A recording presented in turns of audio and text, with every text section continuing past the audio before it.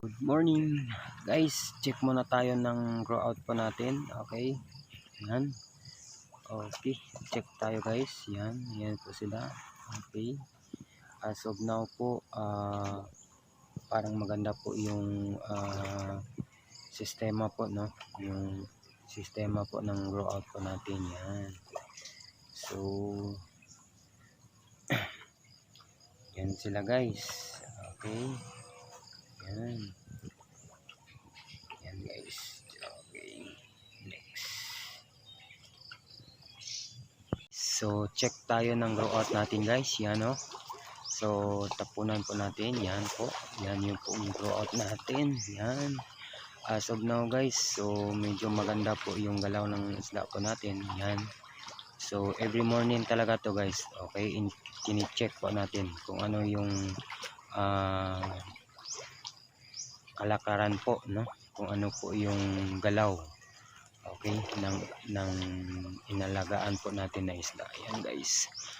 So medyo maganda guys, no? So hanggang dulo yan guys, doon. Yan, kung nakikita nyo po guys. Yan, so yan po. Okay, yan po yung galaw ng isda po natin. So maganda to guys, no? So awaan ng Panginoon po. So binigyan po tayo ng magandang blessing po. Okay, yan. So every morning talaga guys, ito po yung routine po natin. Okay, okay. So yan guys, no. So at least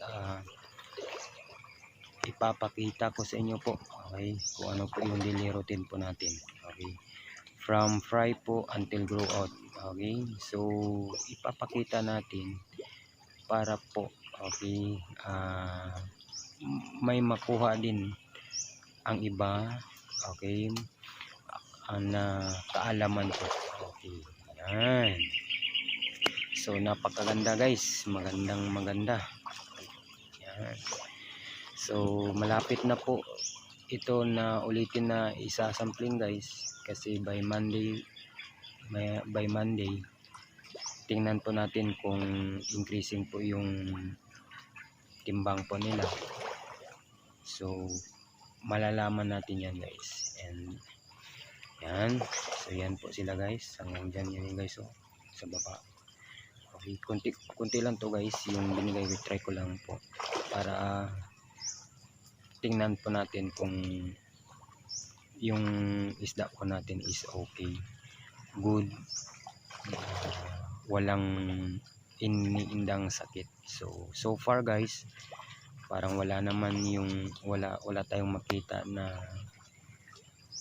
medyo nasa gilid, kasi nasa gitna sila guys. Kasi itong mga isda na to guys, pag medyo may iniinda sila ng sakit guys, makikita tayo sa gilid guys, yung hindi gumagalaw, parang mahina yung immune system nila.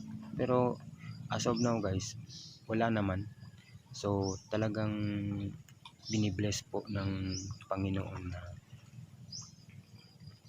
maging healthy po yung isda natin. Yan, so happy kami guys, no? Every morning pag ganito yung nakikita mo, pag mata mo sa umaga, ganito pag check mo, maganda yung circulate or yung galaw ng isda natin. So talagang masisipagin natin, no, araw-araw na ang ating ginagawa. Yan, so mas i-bless tayo ni Lord guys. So more blessings to come guys, and thank you sa panonood nyo. I hope na may kaalaman din kayo, no, na makukuha. Okay, magandang simulan to guys, magandang pagkakitaan. Okay, thank you guys, and hanggang dyan lang po, and God bless.